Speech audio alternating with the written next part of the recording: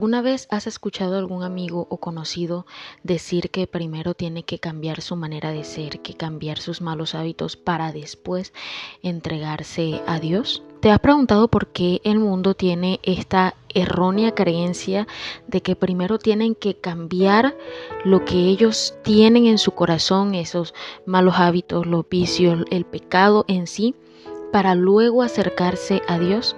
Muchas personas están atadas por esta idea y yo hoy te quiero hablar de eso.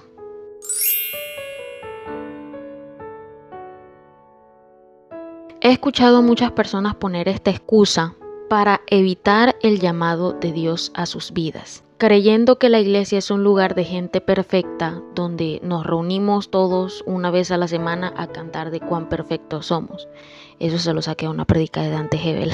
La gente pone como excusa la mancha de su pecado, creyendo erróneamente que ellos solos pueden limpiarse, que una vez que consigan sentirse limpios consigo mismos, se acercarán a Dios o se volverán cristianos. Lo que no están viendo es que el enemigo precisamente está consiguiendo su cometido con ellos, ya que su intención es negarle la verdad a las personas.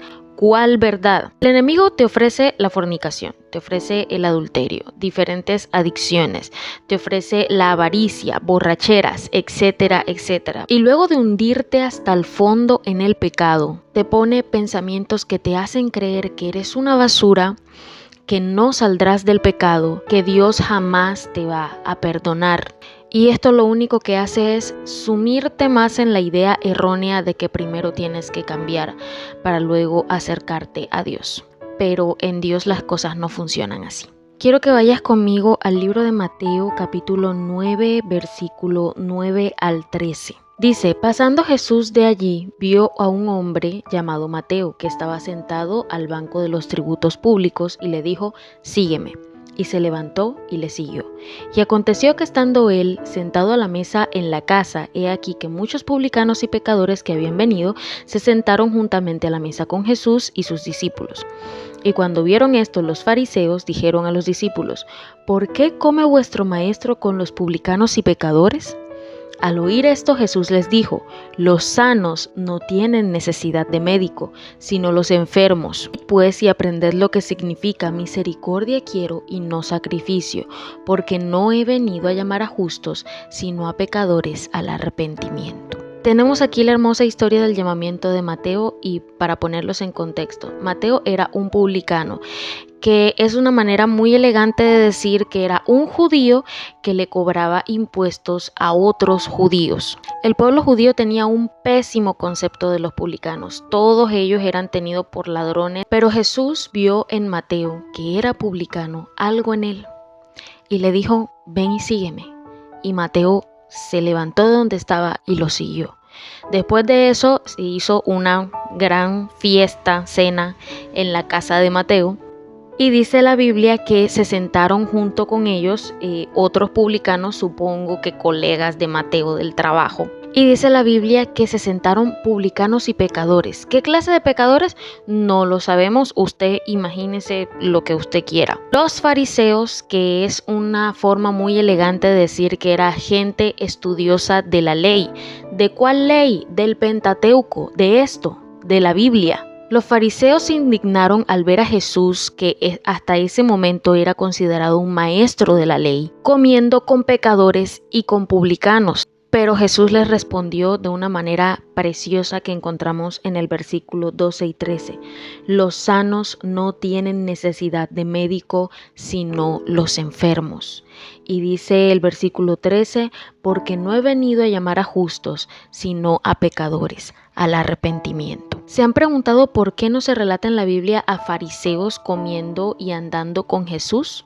Resulta que esta gente estudiosa de la ley se creían perfectos, pero en la gran mayoría esta gente creían que Jesús, como maestro de la ley que era, debía también ser como ellos, debía mantenerse alejado de aquellas personas que tenían pecados muy vistosos, porque no es que los fariseos no eran pecadores, también eran pecadores, simplemente que sus pecados los mantenían ocultos para tener una apariencia de piedad que no tenían. Pero Jesús les mostró a ellos que su propósito no era andar con gente que se creía perfecta. Su propósito era estar con gente enferma, porque convengamos que el pecado es como una enfermedad. El propósito de Jesús era andar con esa gente que era consciente de su pecado, consciente de lo podrido que estaba su corazón y consciente de que Él, o sea Jesús, era la medicina que necesitaban. En el libro de Juan capítulo 14 versículo 6 dice Jesús: yo soy el camino, la verdad y la vida. Nadie viene al Padre si no es por mí. Si para el ser humano fuese posible limpiarse por sí solo del pecado y de la suciedad y de todas estas manchas que conlleva vivir una vida pecaminosa, Jesús no hubiera descendido, no hubiera sufrido todo lo que sufrió por amor a ti y por amor a mí. Pero resulta que Él es el único camino para llegar a la salvación. No existe otro. Es imposible que por tus fuerzas logres alcanzar la vida eterna. Entonces, esa idea que te mete el enemigo de que primero tienes que cambiar para luego acercarte a Dios es falsa. Si esperas a cambiar para acercarte a Dios, temo decirte que ese día no va a llegar nunca. Nunca vas a cambiar.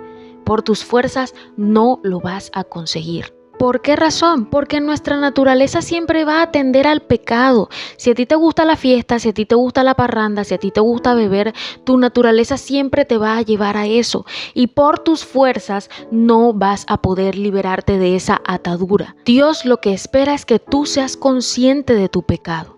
Que aceptes que no puedes con esa carga tú solo y que necesitas a Jesús en tu vida para luego cambiar. Jesús te acepta tal y como vienes, con toda la mancha que te ha causado el paso por tu vida pecaminosa, con todas las heridas, con todo el dolor, así te acepta Jesús.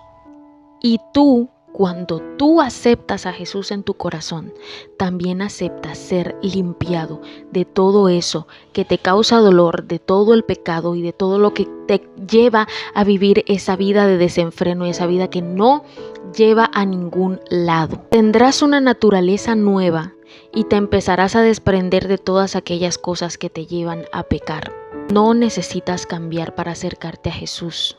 Necesitas acercarte a Jesús y Él luego obrará un cambio en ti. Espero que este video haya sido de edificación para tu vida. Si te gustó, por favor, déjame un comentario, déjame saber cómo te ha ayudado este video para tu vida. Compártelo si tienes a alguien que está con ese comentario de que primero tiene que cambiar y luego acercarse a Dios, para que él entienda de que así no son las cosas en Dios. Y nos vemos en el próximo video con otra reflexión, con otra enseñanza o con lo que el Señor Jesús quiera compartir a su pueblo. Chao, chao.